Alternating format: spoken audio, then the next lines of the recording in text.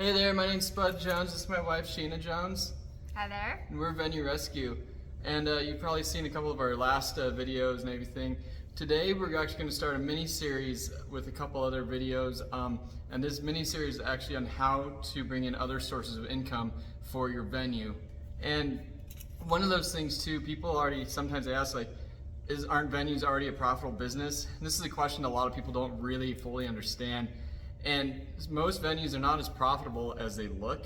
The majority of venues, they're either successful, otherwise they may be lucky if they're breaking even, or usually at the end of the year they're losing a little bit of money, especially in your first couple of years of business. So it's kind of like judging a book by its cover. It may be pretty on the outside, but on the inside the storyline's kind of broken and hard to understand and follow. So what we're going to do is I'll let Sheena take it over here from this side.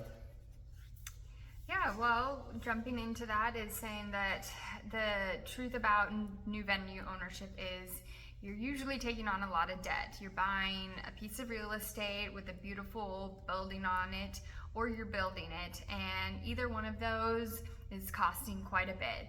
And understanding how to run the venue itself as effectively as you can is very important. And if you're new to the industry or making that switch from being a wedding professional, such as a planner or maybe a bartender or photographer, to actual venue owner, now you're going from very little overhead to a ton of overhead. So that being said, knowing the majority of your weekends are booked up with events, keeping those overhead costs down is going to be key to actually becoming profitable. The number one, startup cost of the venue will be large. Like I said, you're going to either be buying the building and the land, or you're going to be building a building on the land that you already own or that you're buying. And that first year is going to be a lot. There's going to be a lot that's unforeseen and unknown. We experience that, right, in real estate investing. Our first house that we remodeled, we talked with a wholesaler, and as we were new to that, he said $80,000 in repair costs and spent about $200,000. So you have to be able to plan for that and how to get the money for it, right? The debt that you bring on will definitely affect your profitability. That interest rate, that principal that you're paying, those you have to build into your underwriting, which you can check out our underwriting video for more information on that. But it's not as profitable as it can be with too much debt. And that's something that we worked through our first year, right, as really managing the debt and everything. And I would say too, it really overlaps with real estate in the terms of investing, is you don't make money off having one house, right? You make money off of scaling and having multiple houses, so that each one builds into the income that you're getting, and so that you're earning a lot of income over time.